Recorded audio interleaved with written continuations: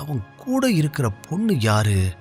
எதுக்கு ஆதிசேஷன் அவளை மீட் பண்ணி இருக்கான் என்று யோசித்தவன் பின்னாலேயே செல்ல முயன்ற நேரம் அவன் தோள்பட்டையின் மீது ஒரு கை விழுந்தது.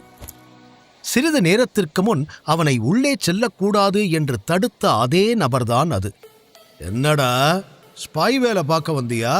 எங்களை மீறி எல்லாத்தையும் பார்த்துட்டு வெளியே போக முடியும்னு நினைச்சியா? அப்புறம் நாங்க எதுக்கு இருக்கிறோம் என்று அவன் சட்டை காலரை பிடித்து கேட்க சர்வா பதட்டமானான். ஆனால் கடினப்பட்டு அதை முகத்தில் காட்டிக்கொள்ளாமல் மறைத்தவன், அப்படியெல்லாம் இல்ல நான் என்று ஏதோ பேச வர, வாய மூடு என்று கத்திய அந்த நபர் சர்வாவின் சட்டையை பிடித்து வெளியே இழுத்துச் சென்றான். அப்போது இன்னொரு அடியாள் அங்கு வந்து, ஏய் இங்க என்ன பண்ணிக்கிட்டு இருக்க?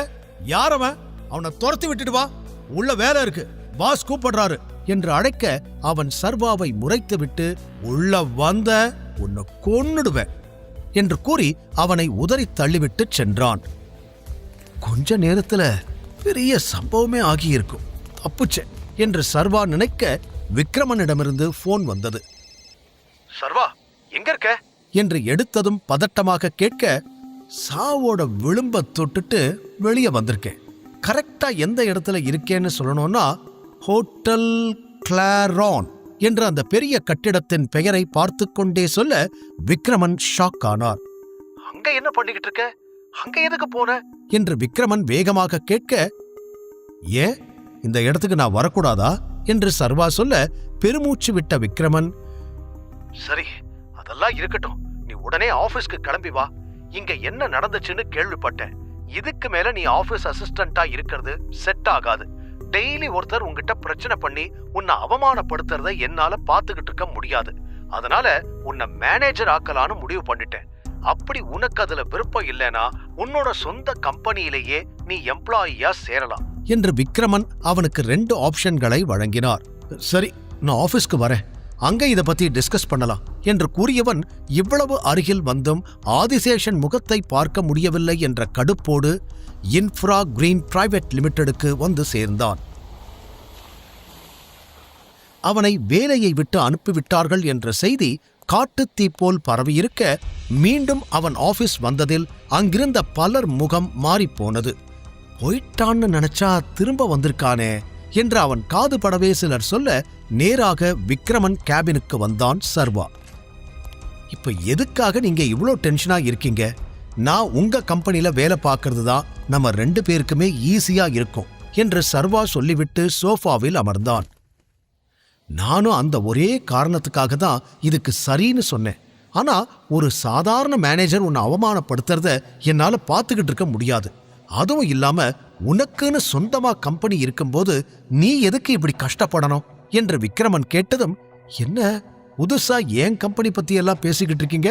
இதுக்கு முன்னாடி அதை பத்தி என்கிட்ட நீங்க சொன்னதே இல்லையே, அப்புறம் என்ன என்று சர்வா புரியாமல் கேட்க, இன்னைக்குதான் எனக்கு இன்ஃபர்மேஷன் வந்துச்சு சர்வா. உன் கம்பெனியோட செக்ரட்டரி இன்னைக்கு ஆதிசேஷனை மீட் பண்ணி இருக்காங்க. அதனால தான் சொல்றேன், நீ உன் கம்பெனிக்கு போறதுதான் நல்லது என்று விக்ரமன் சொன்னதும் சர்வா ஒரு நொடி விக்ரமனை வித்தியாசமாக பார்த்தான்.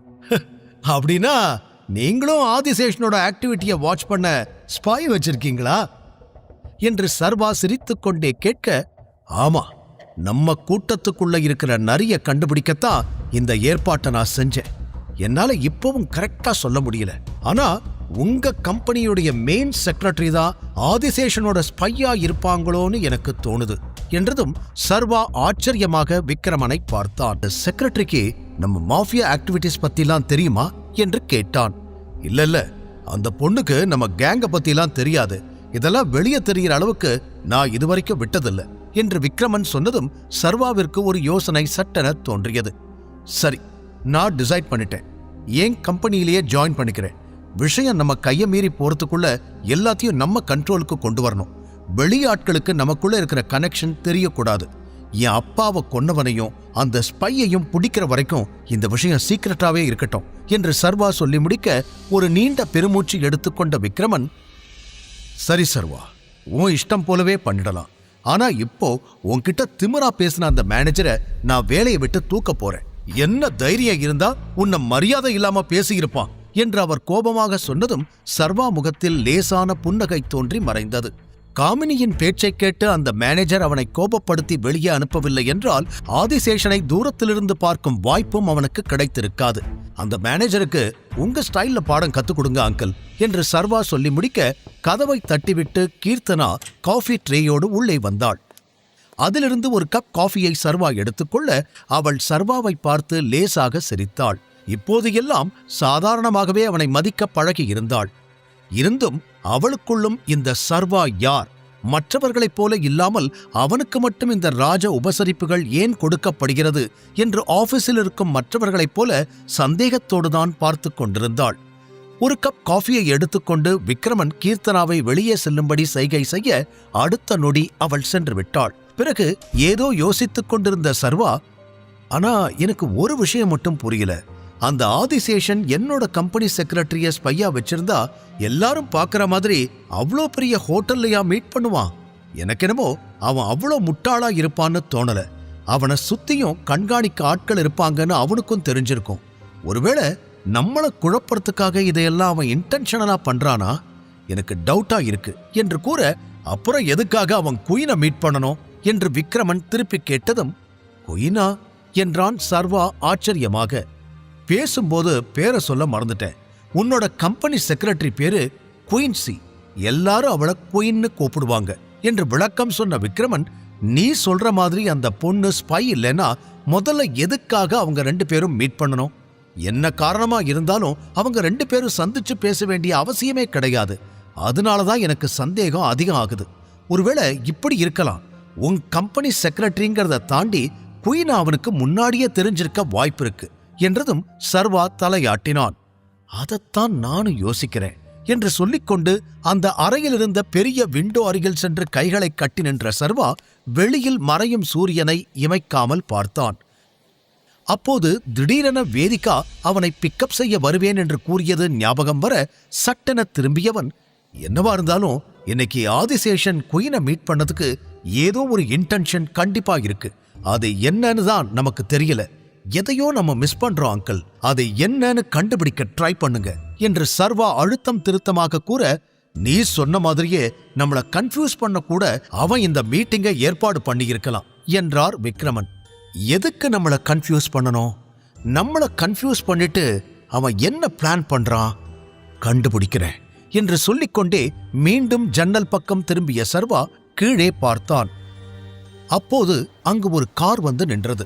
சர்வா அந்த காரை பார்த்து கொண்டிருக்க அதிலிருந்து வேதிகா இறங்கினாள். அவளை பார்த்ததும் சர்வா முகத்தில் லேசான புன்னகை. சும்மா சொல்றான்னு நினைச்சேன், நிஜமாவே வந்திருக்காளே என்று நம்ப முடியாமல் பார்த்தவன் மீண்டும் விக்ரமனிடம் திரும்பி, ஒருவேளை குயின்தா ஸ்பைன்னு நம்மள நம்ப வச்சுட்டு உண்மையான ஸ்பைய நம்ம கிட்ட இருந்து மறைக்க ட்ரை பண்றானோ?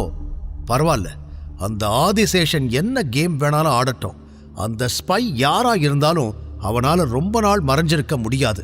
நிச்சயம் நம்ம கையில மாட்டுவான் என்றவன், அப்புறம் என்னோட ஜாபை பத்தி நீங்க கவலைப்பட வேண்டாம், நான் வேலையை விட்டு போறேன்னு நினைச்சுக்கோங்க, போயிட்டு வரேன் பாஸ் என்று வேண்டுமென்றே இறுதியாக சிரித்துக்கொண்டே கூறிய சர்வா கைகளை கட்டிக்கொண்டு பணிவாக தலை குனிந்தான். என்ன டைகர் நீ இப்படியெல்லாம் பண்ணிக்கிட்டு என்று அவன் தோளில் தட்டி தானும் சிரித்தார் விக்ரமன். பிறகு சர்வா அவரது கேபினில் இருந்து வெளியே வந்தான். ஆனால் கூட இந்த ரகசிய உளவாளி பற்றிய சிந்தனை மீண்டும் மீண்டும் அவன் மண்டைக்குள் ஓடிக்கொண்டே இருந்தது. இப்போது யாருக்கும் அவனை பற்றி எந்த உண்மையும் தெரியாது. அதனால் அதை வைத்து அவன் தெரிந்து கொள்ள வேண்டிய உண்மையை எல்லாம் வெகு விரைவாக தெரிந்து கொள்ள வேண்டும். அதற்கு அதிக நேரம் எடுத்தாலும் அதை பற்றி சர்வா கவலைப்படப் போவதில்லை. இதையெல்லாம் சிந்தித்துக் கொண்டே தனது ஆபீஸ் லாபிக்கு வந்து சேர்ந்தான். அப்போதுதான் அவனுக்கு வேலை போன விஷயம் ஆபீஸ் முழுவதும் பரவி இருப்பதை அவனே அறிந்தான். அனைவர் முகத்திலும் அவன் வேலையை விட்டு போகப் போகிறான் என்ற மகிழ்ச்சி அப்பட்டமாக தெரிந்தது. அதிலும் இந்த நிமிடம் உலகத்திலேயே சந்தோஷமாக இருக்கும் ஒருவர் யார் என்று கேட்டால் காமினி நான் தான் என்று கை தூக்குவாள். அந்த அளவிற்கு மகிழ்ச்சியாக இருந்தாள். ஆனால் எங்கே விக்ரமன் அவனுக்கு சப்போர்ட் செய்வாரோ என்று லேசாக அவளுக்குள் ஒரு பயம் இருந்திருக்க, இப்போது அதுவும் நடக்கவில்லை என்றதில் இன்னும் நிம்மதியாக இருந்தாள். சர்வாவை பார்த்ததும், ஏ சர்வா என்று வேகமாக அவனிடம் ஓடிவர அவள் எதற்காக வருகிறாள், அவள் முகத்தில் எதற்கு இவ்வளவு பெரிய புன்னகை பூத்துக் குலுங்குகிறது என்று அனைத்துமே சர்வாவிற்கு தெரிய அமைதியாக அவளை பார்த்தான். கங்க்ராச்சுலேஷன் சர்வா என்று சிரித்துக்கொண்டே அவள் கூற, சர்வா பதில் சொல்லாமல் அதே அழுத்த பார்வையோடு நின்றான். நான் நினைச்சது இவ்வளோ சீக்கிரம் நடக்கும்னு நானே எதிர்பார்க்கலனா பாரேன் என்று அதே சிரிப்போடு சொல்ல, சர்வா இப்போதும் வாயே திறக்கவில்லை. லேசான புன்னகையுடன் அவளது இந்த அற்பத்தனமான சந்தோஷத்தை பார்த்து கொண்டிருந்தான். ஆனா சர்வா, எனக்கு ஒரே ஒரு கேள்விக்குதான் இப்ப வரைக்கும் பதில் தெரியல. நீ எப்படி அந்த 5 லட்சம் ரூபா பில்ல கட்டுன? உன் மூஞ்சிய பார்த்தா அந்த பணத்தை மொத்தமா நீ பார்த்திருக்கியான்னு கூட தெரியல. அப்புறம் எப்படி சர்வா, அதை மட்டும் கொஞ்சம் சொல்லேன் என்று அவள் மீண்டும் அவளுடைய பழைய சந்தேகத்தில் வந்து நிற்க, நான் என்ன பண்றேன் எப்படி பண்றேன்னு யாருக்கும் விளக்கம் சொல்ல வேண்டிய அவசியம் எனக்கு இல்ல, வழிய விடு என்று சொன்னவன் அங்கிருந்து கிளம்ப பார்க்க, எனக்கு தெரியும் சர்வா, நீ இப்படிதான் ஏதாவது பதில் சொல்லி சமாளிக்க ட்ரை பண்ணுவேன்னு. ஆனா நீ சொல்லாமலேயே அந்த பணம் உனக்கு எப்படி கிடைச்சிருக்கும்னு நான் கண்டுபிடிச்சிட்டேனே என்று அவள் சொன்னதும் கண்களை சுருக்கி அவளை பார்த்தான் சர்வா. வேற யாரு? வேதிகா. அதான் உன் பொண்டாட்டி தானே அதையெல்லாம் கொடுத்தது. யாருக்கும் தெரியாம நீ மறைச்சிடலான்னு நினைச்சியா? நீ இப்ப சாப்பிடுறது, போட்டிருக்கிற ட்ரெஸ், உன்னோட சின்ன சின்ன எக்ஸ்பென்சஸ், இது எல்லாமே அவதானே பார்த்துக்கிட்டு இருக்கா. அந்த ஹோட்டல் பில்லுக்கான அமௌண்ட்டை கூட அவ தான் கொடுத்திருப்பா. இது என்ன பெரிய விஷயமா கண்டுபிடிக்கிறதுக்கு என்று அவள் ஏதோ சிஐடி ஆபீசர் ரேஞ்சுக்கு பேசிக்கொண்டிருக்க, சர்வாவால் சிரிப்பை அடக்க முடியவில்லை. ஐயோ, செம்ம பிரெயின் காமெடி உனக்கு. என் லைஃப்ல நடந்ததையெல்லாம் அப்படியே சொல்ற என்று சிரித்துக்கொண்டே நக்கலாக கேட்டான். நல்லா சிரிச்சு சமாளி. அதான் எல்லாம் தெரிஞ்சிருச்சுல்ல, இன்னும் எதுக்கு இந்த டிராமா? பின்னாடி திரும்பி பாரு, உனக்காக தான் வெயிட் பண்ணிக்கிட்டு இருக்கா. ஆனா ஒரு விஷயம் சர்வா, என் வாழ்க்கையிலேயே ஒரு ஓனர் அவங்க வேலைக்காரனுக்காக வெயிட் பண்றத இப்பதான் பாக்குறேன்.